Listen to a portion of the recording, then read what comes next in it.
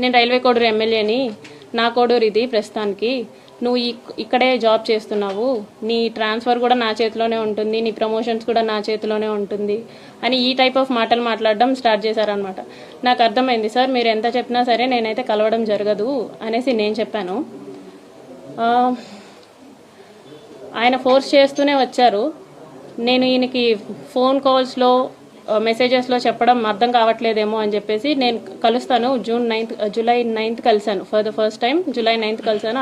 ఆయన షెడ్యూల్ అంతా అయిపోయిన తర్వాత నైట్ 8 o'clock అలాగా వచ్చి నన్ను పిక్ చేసుకున్నారు. మా ఇంటి దగ్గర పిక్ చేసుకొని తీసుకెళ్లారు. రైల్వే కోడూరు నుంచి కడప రూట్ వెళ్దాం అనేసి అన్నారనమాట.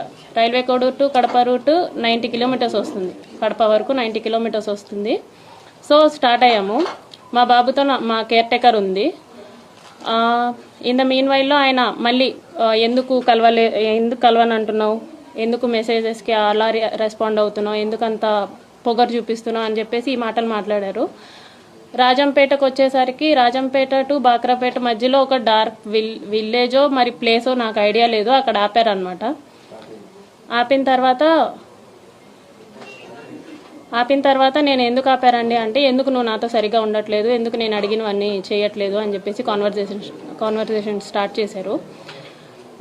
లేదండి నేనైతే ఆ టైప్ కాదు, నేను ఇక్కడ 5 years నుంచి ఉంటున్నాను, నేనైతే ఆ టైప్ కాదు, నేనేంటో నా జాబ్ ఏంటో అన్నట్టు ఉండేదాన్ని అనేసి నేను చెప్పాను. నువ్వు నాకు సెక్షువల్లీ కావాలి అనేసి ఆయన